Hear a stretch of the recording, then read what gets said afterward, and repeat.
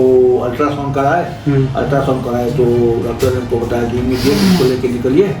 So second stage में cancer इनका locate कर रहा है इसमें। इनको अब इमीडिएट ऑपरेशन करने की नौबत नहीं है, उस स्टेज से ही बाहर आ गई है ना। अब इनको केमो चलेगा, रेडियोथेरेपी होगा, इमीडिएट लेके आप निकलिए। और हम लोगों ने सर्वे किया कहाँ जाए नहीं जाए, कैसे करें नहीं करें, परिवार के सारे लोगों के साथ उठे बैठे बात किए तो हम लोग टाटा मेमोरियल कलकत्ता लेके चले गए।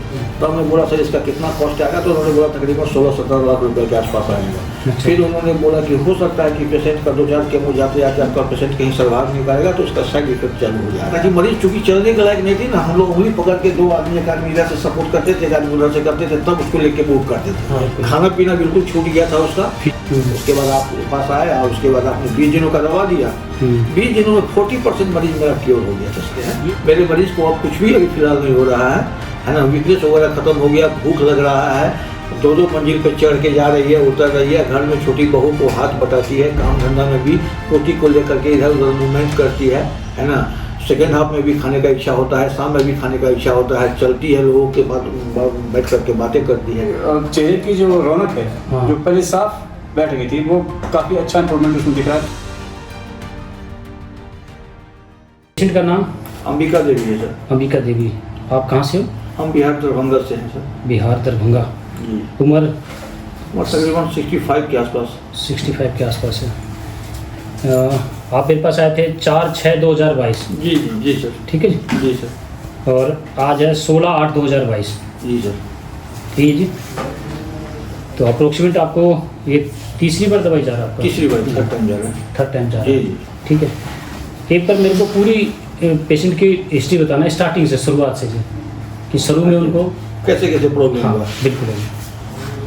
तो सर ये कौन सा महीना में हम आपके यहाँ आए थे? 4/6/2022। 4/6 को आए थे सर। एक्चुअली क्या हुआ सर कि ये ऑलरेडी पहले से डायबिटीज़ की मरीज हैं। ठीक है जी। हार्ट डिजीज़ का भी इनका दवा वगैरह चलता है। तो इसी सिलसिले में वो हमको डॉक्टर से दिखलाया। ऐसा ही हमारे यहाँ बैठे हुए थे, हमारी मौसी लगती है रिश्ते में, ये रहने वाली बेसिकली रोसड़ा से आती हैं, बिलोंग करती हैं समस्तीपुर डिस्ट्रिक्ट से।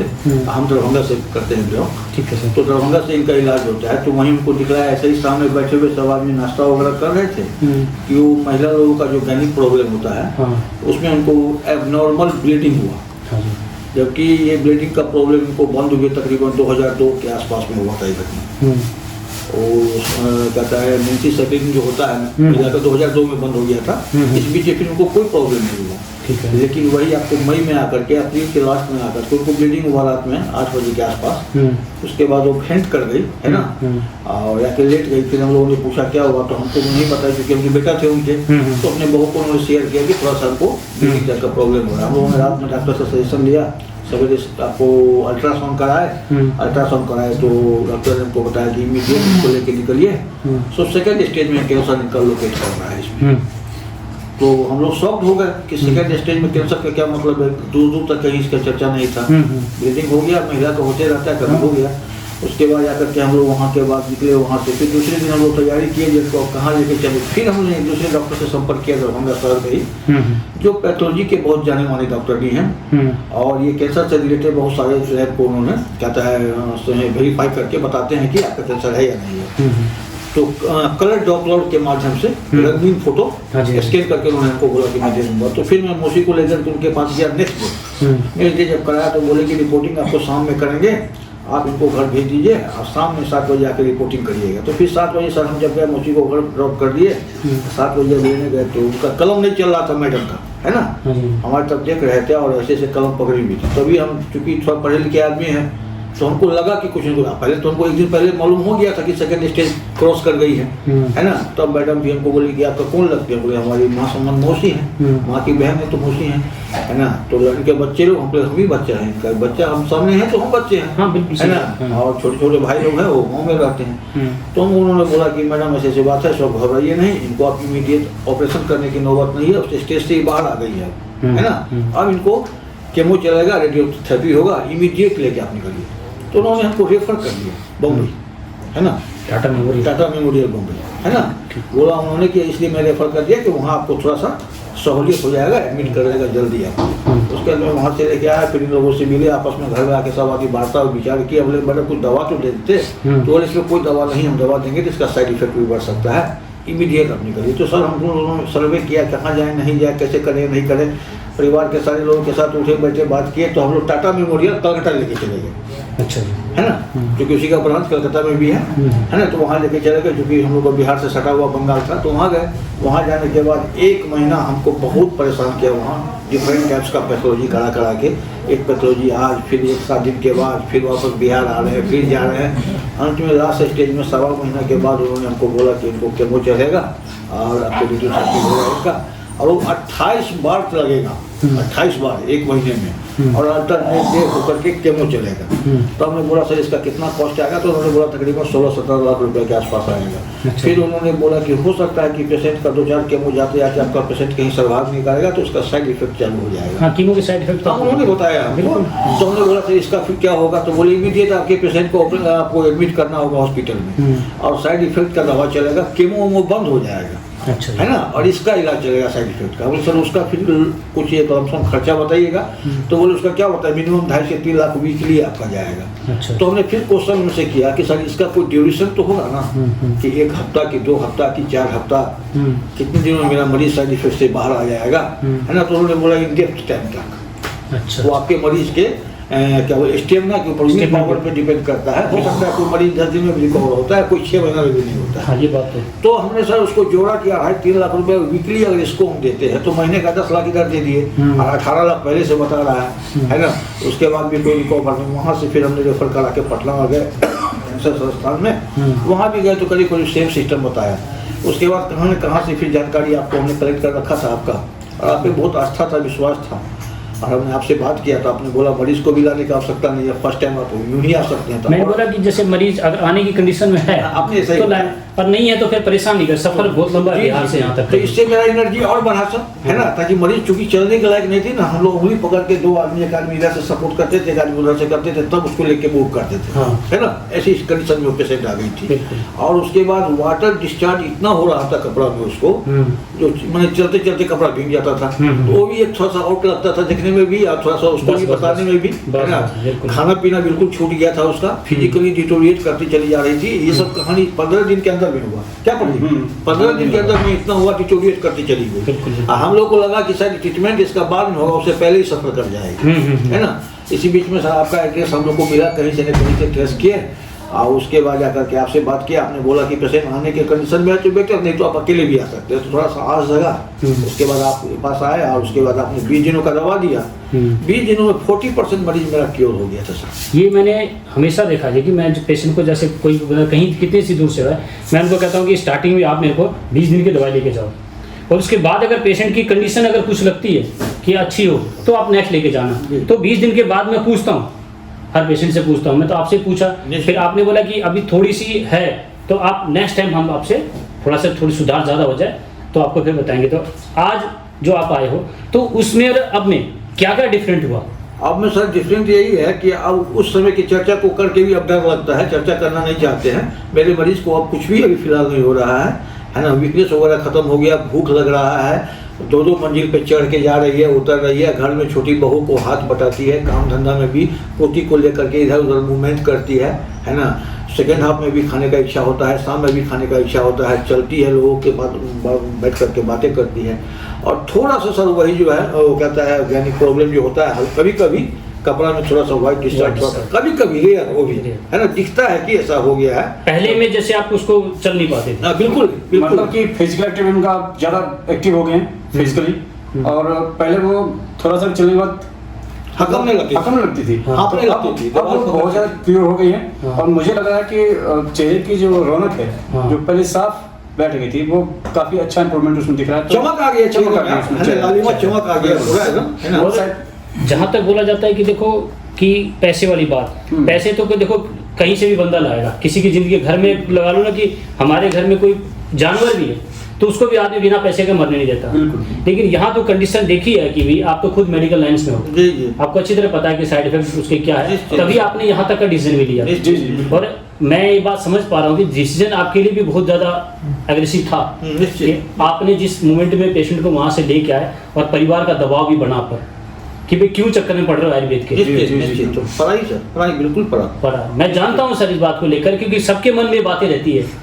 कि जैसे वीडियो लगती है आप लिया था। बिल्कुल, ये बहुत जरूरी था। मैं इनका भी धन्यवाद करना चाहता हूँ इस लिए। बिल्कुल जी, मैं तो खुद कहता हूँ ये बहुत जरूरत है किसी पेशेंट के लिए, किसी पेशेंट के लिए मोटिवेशन लेवल हाई है सर। बिल्कुल, आज कैंसर का नाम सुनते के साथ जो परिवार में एक बेचैनी बनती है, पेशेंट से ज्यादा केयर टेकर पे ज्यादा इफेक्ट पड़ता है उसका। पड़ता है जी। हम एक ही बात करना चाहते हैं सर, आपके यहाँ आने के बाद पिछले 4 महीनों से अब हम आते हैं, कंटिन्यू तीसरा वर्ष मेरा हो गया है। आपकी बातों को 100% अगर अटेंडेंट और पेशेंट फॉलो कर ले अगर, है ना, तो शायद हम उम्मीद करते हैं कि ईश्वर को भी झुकना पड़ेगा उस मरीज के लिए। पर सर हो सकता है कि मेरे पास आना ही ना पड़े। हाँ, मैं क्या बोला सर, झुकना पड़ेगा उस मरीज के लिए ईश्वर को भी, क्योंकि वो सब उन्हीं की संतान है, और लेकिन वो बढ़ चढ़ के हिस्सा लेकर आशीर्वाद देंगे, बशर्ते कि आपके सारी बातों को फॉलो करना होगा, टाइम टेबल से दवा खाना होगा और उठने बैठने के रूटीन को फॉलो करना होगा। हमारा मरीज आज वही किया सर, हम लोगों ने कराया है ना, ईमानदारी के पीछे एक्टिव है हम लोग। आपने एक एक चीज को फॉलो किया, मैंने एक भी आपके यहाँ पर कंप्लेंट नहीं बनाई है, खाली आप कहे ये कंप्लेंट लाइन से कि भाई आपने किस टाइम खाया, क्या गलतियां की, आज आपका बिल्कुल क्लियर है। तब आपने इतनी फास्ट जी सर जो रिकवरी ली है ना सर, ये मेरे पेशेंट की जो वीडियो बनती है ना वही बंदे हैं। 3 महीना के बाद मरीज को चावल खाने की चाहत हुई तो वो कहती है डॉक्टर साहब से पूछ लो, कहेंगे तो खाएंगे, है ना। मतलब एक एक चीज ये बहुत मायने रखता है सर, क्योंकि देखो आज जिस वजह से बीमारी बनी, जब तक उसको बंद नहीं करोगे, मैं कहता हूँ कितनी दवाई ले जाओ आप लोग, कई लोग कहते हैं ऑनलाइन दवाई भेज दो, मैं कहता कभी नहीं दूंगा, हमेशा पहले आके देखो तो सही ये वीडियो बन रही है कि यहाँ सच्चाई क्या है। हमेशा बोला तो आपने आके देखा, मिले, आपको संतुष्टि मिली, उसके बाद दवाई लेके जाए। तो जो आपने बात बताई ना, जो कि भाई जो फॉलो कर लेंगे, ये जो दिनचर्या को फॉलो कर लेगा, बिल्कुल वो सही रहेंगे, उसको मेरी दवा की जरूरत नहीं है। उसमें सबसे बड़ा भूमिका निभाता है जी गौ माता। जी जी बिल्कुल। गौ माता को लेकर मैं बता रहा हूँ कि मैंने सिर्फ गौमूत्र पी के लेकर ठीक हुआ मैं, जो मेरे को मना किया। आज आपके लिए भी सबसे बड़ा विषय जो मैं हर वीडियो में बात बोलता हूँ, सही बात है। गौ माता का गौमूत्र ताजा क्या किया सर आपने? नहीं सर, नहीं कर पाते, इसका बहुत खेद भी है, खेद भी है, क्योंकि अब सर क्या हमारे मौसा जी खुद जाते हैं लाने के लिए सर। इसका एक बहुत बड़ा रीजन थोड़ा बहुत सेवा करने क्या हो गया कि लोगों के पास एसेट्स जो है ना वो सीमित रह गए, तो रखने की दिक्कत हो जाती है बहुत लोगों के पास। हम लोग पालेंगे सर, एक आध गाय के हम लोग, ये मेरा शौक है, एक गाय जरूर रखें आने वाले कल को। मैं समझ पा रहा हूँ कि कई लोग हैं जो फ्लैट में रहते हैं। जी बिल्कुल। कई लोगों के पास देखो जगह नहीं है, लेकिन वो चाहते हैं, तो गौशाला के अंदर जाओ आप और उसमें एक गौ और एक नंदी की जो भी खर्चा है आप उठाओगे। चलिए सर, ये एक रास्ता आपने बताया सर, ये किया जा सकता है। ये सर करते हैं हम लोग देखो गौशाला करते हैं सर, कभी गौशाला वाले परेशान क्यों हैं? क्योंकि उनको भीख मांगनी पड़ती है गौशाला के लिए। बिल्कुल। अरे जिसके जो आपको जिंदगी दे रही है उसको वो लोग सुरक्षा में रख रखे हैं, उसको भीख मांगनी पड़ती है कि गाय के नाम से आप दे दो, क्यों मांगे भीख? थोड़ा बहुत किया जा सकता है सर, ये मैं अभी कह रहा हूँ कि रूटीन में क्या सकता है? रूटीन में आपको एक गौ का और एक नंदी का खर्चा उठाना पड़ेगा। ठीक है। अब नंदी का क्यों? क्योंकि अगर नंदी खत्म हो गया तो गौ माता की बिल्कुल बिल्कुल वो खत्म हो जाएगी, वो भी खत्म हो जाएगी। ये जो टीके से इंजेक्शन से लग रही है उसको किसी कोई काम नहीं आएगा। अब आपके गांव में आप लगा लो कितनी गौशाला में कितनी गाय है सर? 25 गाँव पर कितने लोग हो आप लोग पूरे गाँव में? वो सारी है सर। अच्छा टाउन में है तो टाउन में कितने लोग हैं? अब उसमें 25 गाय को उसको पालने के लिए भीख मांगना पड़ रहा है। आज के बाद हम लोग सर ये व्यवस्था की भी है कि हम लोग यहाँ गौशाला में भीख मांगने की जरूरत ना पड़े। हमने इतनी अच्छी व्यवस्था कर रखी है। आज के बाद आपकी गौ होगी, उसका नाम आप रखोगे बिल्कुल कि मेरी गौ माता है और ये मेरे नंदी बाबा है, इसका खर्चा हम उठाएंगे। मैं कहता हूँ आज के बाद आप मेरे पास जिंदगी में नहीं आओगे, क्योंकि बीमारी नहीं पड़ोगे आप। बिल्कुल बिल्कुल। क्योंकि गौमूत्र सबको पीना है, क्योंकि जितना भी हम अनाज खा रहे हैं सब में डीएपी यूरिया, जितना भी फल खा रहे हैं सब में वही कार्बाइड प्रोसेस है, जितना भी अनाज खा रहे हैं सब क्या क्या चीज से बचोगे भाई? तो अब गौमूत्र का व्यापार हो रहा है। मैं कहता हूँ व्यापार बंद करना चाहता हूँ। अरे गौमूत्र सीधा गाय से लेना, जिसके पास फ्लैट है वो गौशाला में जाके उसका भरण पोषण करे। ठीक है जी, तो ये प्रण आप लेते हो सर? बिल्कुल लेते हैं। ये क्या सकता है सर? अरे मैं तभी बच पाएगा, नहीं तो फिर ये क्या करें, आयुर्वेद के नाम से भी व्यापार हो रहा है। हाँ बिल्कुल बिल्कुल सर। ठीक है। गाय गवाड़े सर करते थे सेवा, हम लोग रूटीन में नहीं ला पाए थे। ये किया जा सकता है, ये किया जा सकता है। पालना थोड़ा सा टफ है सर, थोड़ा सा जगह मैं मानता हूँ मैं। सालाना सर हम लोग चंदा जो है गौशाला में देते ही सब करते हैं सर, लेकिन मंथली आप रूटीन में अब आज के बाद वो चंदा नहीं होगा, वो आपकी माँ है, सेवा होगी, हमारा सेवा होगा। सेवा होगा। हम उनको क्या कहते हैं सर? हम उनको क्या कहते हैं? वो आपको जिंदगी दे दी है। बिल्कुल सर। आने वाले समय में कोई रोग नहीं होगा। और मैं सिर्फ गौमूत्र पी के जिंदा हूँ, आपके सामने बैठा हूँ, कोई दवाई मैं जानता ही नहीं था इसके बारे में। ये आपके सामने बिल्कुल क्लियर बोल रहा हूँ। ये बातें वो है कि अपना ही काम बंद कराना, और मैं चाहता हूँ ये बात। मैं चाहता हूँ कि यहाँ पर कोई भी, देखो कई लोग ऐसे हैं जी कि जिसके पास किराया भी नहीं है यहाँ तक आने का। सही बात है। अब वो कैसे बंदा बचेगा? वो बड़ी मुश्किल से तो अपना शाम तक का खर्चा जुटा पाता है, वो कहाँ से, बिहार से, बंगाल से, नेपाल से, इतना दूर से कहाँ आ पाएगा? तो वो लोग कैसे बचे? तो वो ये माध्यम है सर। मैं कहता हूँ कि आप लोग गाय के बारे में, आप कहीं भी हो, आप लोग ये बात पूछोगे मेरे से तो मैं आपको बताऊंगा कि क्या नियम है और किस नियम के द्वारा आप लोग ठीक हो सकते हो। करो सर, एक दिन ये क्रांति आनी चाहिए, क्योंकि राजीव दीक्षित के जाने के बाद लोगों ने इसका व्यापार भी चालू किया। ठीक है जी। अब मैं ये चाहता हूँ कि लोगों को इस बात का घर घर तक पहुंचे। एक एक बंदे को मैं चाहता हूँ कि जो लोग यहाँ आने की कंडीशन में रही है, मैं उसको घर पे भी कोशिश पूरा प्रयास करूंगा। जिनको कीमो, रेडिएशन, ऑपरेशन हो गया है, वो लोग यहाँ पर आ सकते हैं। लेकिन जो अभी डायग्नोज हुआ, कि अभी पता चला है, तो मैं उसको घर पे ही ट्रीटमेंट देने का कोशिश करूंगा। ये आपके माध्यम से लोगों तक पहुंचाना सर। निश्चित जाएगा। पर आज के बाद आप ठीक हुए सर, आप मेडिकल लाइन से हो, आप लोगों को अपने गांव की जिम्मेवारी आप लोगे। मैं कर रहा हूँ सर, थोड़ा बहुत आप विश्वास करें हमारी बातों पे, मैं कर रहा हूँ। आपका प्रचार प्रसार नहीं, ये हमारी आयुर्वेद का प्रचार प्रसार, मेरा प्रचार प्रसार नहीं, हाँ। जैसे ही इनका होगा तो टैक्स सर आपका नाम तो आएगा ना, किरप तो लगेगा सर आपका। देखो मेरे पास वो भी पीस रहे हैं, तो आप लोग कई लोग हैं अच्छे, मैं हम दोनों साथ मिलकर लोगों को ठीक करेंगे। निश्चित ठीक है जी। तो आपका शुभकामना, आशीर्वाद हम लोग पैसे ही बना रहे हैं, हमारे सारे पेशेंट चाहते हैं कि आप इसे डॉक्टर तो नहीं कर सकते, हम इसको डॉक्टर नहीं कर सकते। आपने जो सर नियम बताया है, एक ह्यूमैनिटी के नाते वो सबको करना चाहिए, तो शायद ही ये समाज सुधर पाए। ये करना चाहिए, करना पड़ेगा सुधार। हम स्टार्ट हम खुद से करेंगे, बिल्कुल हम खुद करेंगे। हम ऐसा नहीं है कि भी हम लोगों के पहले हम बदली होंगे, फिर हमें देखकर हमारा पड़ोसी होगा, पड़ोसी के बाद हमारा गांव होगा, गांव के बाद फिर शहर जाएगा, शहर के बाद फिर आगे दुनिया देखेगी जी। शुरुआत हम खुद से करेंगे। अब हम खुद तो व्यसन कर रहे हैं, हम दूसरों को मना कैसे करें? सही बात है। आज के बाद हम शुरुआत करेंगे खुद से, हम नहीं करेंगे, हम उदाहरण बनेंगे। ठीक है, निश्चित होगा सर। बहुत बहुत